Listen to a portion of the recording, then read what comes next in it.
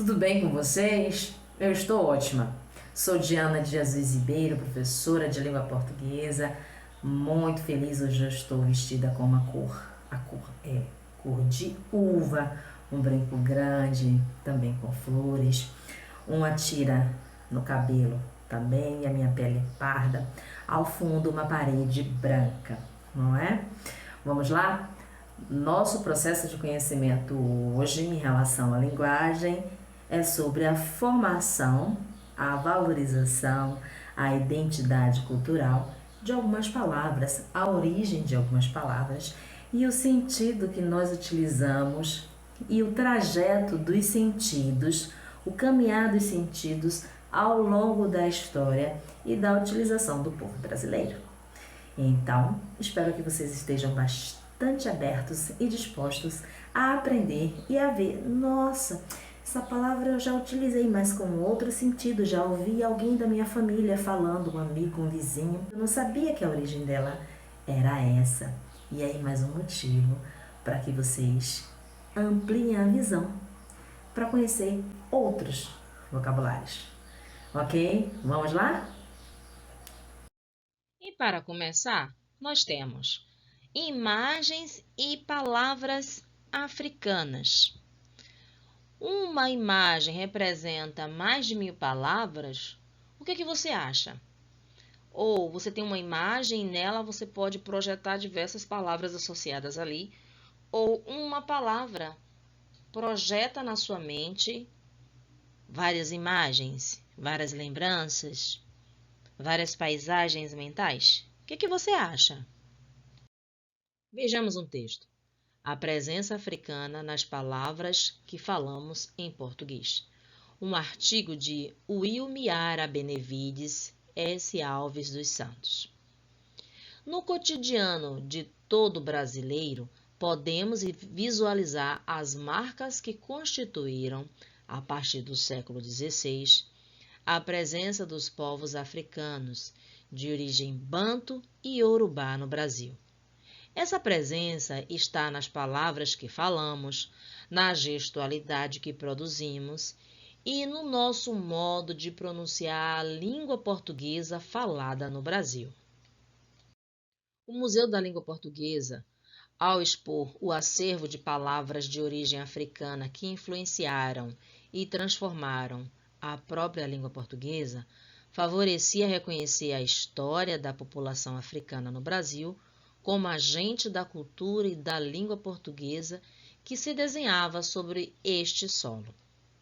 No setor Palavras Cruzadas do museu, por exemplo, visualizávamos palavras que nos ensinaram a nomear determinados comportamentos como bagunça, criar desordem e confusão; lenga-lenga, realizar uma conversa enganosa; dengo, ser astucioso e sedutor, faceirice; encabular, provocar ou sentir vergonha; xingar, insultar, ofender com palavras; zangado, é estar com sentimento de raiva, irritado; zonzo, atordoado, tonto. Essas são algumas das palavras de origem africana que continuam vivas a significar comportamentos e relações sociais. Outras ganharam o sentido de gíria na língua portuguesa falada no Brasil, como borocochô, triste, biboca, cafofo ou mucambo, forma de nomear uma casa simples; cafundó, lugar distante; calombo, calo na cabeça; cambada, grupo de pessoas; fuçar, procurar; fulo, bravo; fuzuê, confusão; molambento, mal arrumado; urucubaca, uma forma de nomear o estado de falta de sorte; xodó, fazer um carinho. De uso frequente, as palavras sunga e tanga, por exemplo, deixaram de ser associadas aos trajes africanos e indígenas para compor peças do vestuário masculino e feminino brasileiro, o que sinaliza a mudança de costumes com a apropriação dessas peças e, consequentemente, das palavras que as nomeiam. Vamos fazer uma pergunta reflexiva. Quando você lê essas palavras africanas, quais imagens surgem em sua mente? Qual paisagem mental surgem ou quais paisagens surgem? O que você pensa, o que você associa, a que você associa essas palavras? Vamos analisar algumas palavras. Borocochô. Já ouviu essa palavra? Bem, a origem dela é o banto e o cua. Pessoa envelhecida, fraca, sem coragem, desanimada e triste. Mas borocochô saiu do sentido, houve uma projeção de sentido e transcorreu para outro, de envelhecida e fraca e sem coragem, para algo mais de ordem emocional. Né? Triste, o aspecto para caracterizar o estado emocional do outro, como o desânimo e a tristeza. Não a falta de força ou a questão do envelhecimento. Entendeu? Houve uma mudança de sentido aí. Por que houve essa mudança? Agora, no dicionário, encontramos aquele que está desanimado, aborrecido ou triste. Não necessariamente associado à velhice ou à fraqueza, certo? Bom, que é a questão mais física.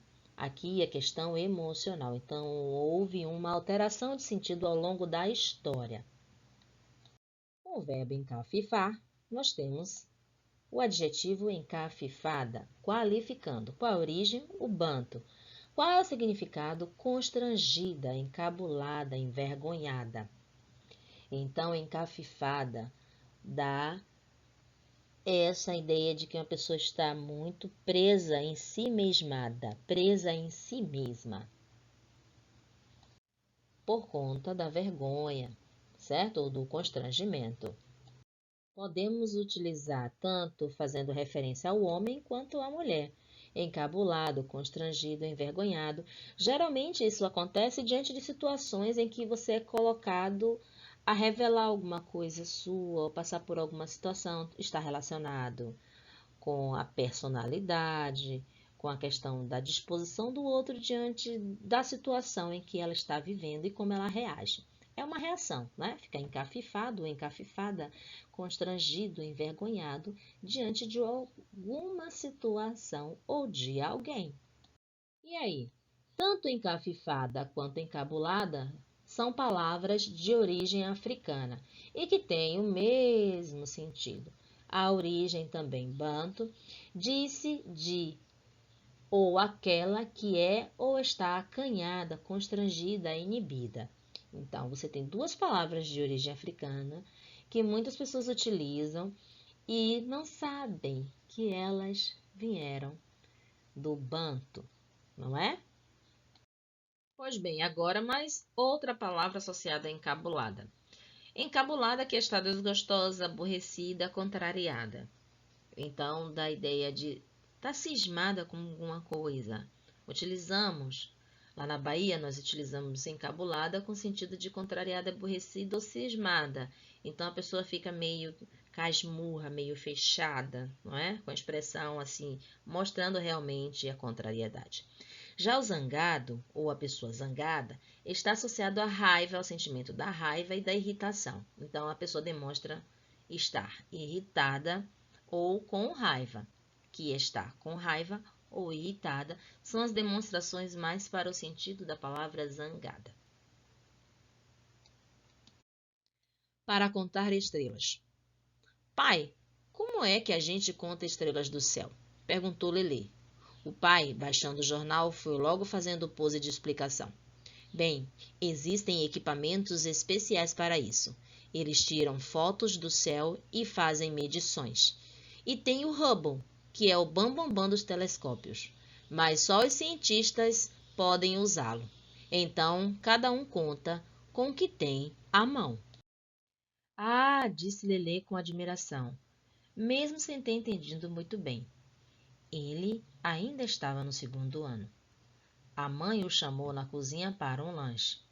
Ele se sentou à mesa pensando ainda no que o pai tinha dito. Decidiu perguntar para ela também.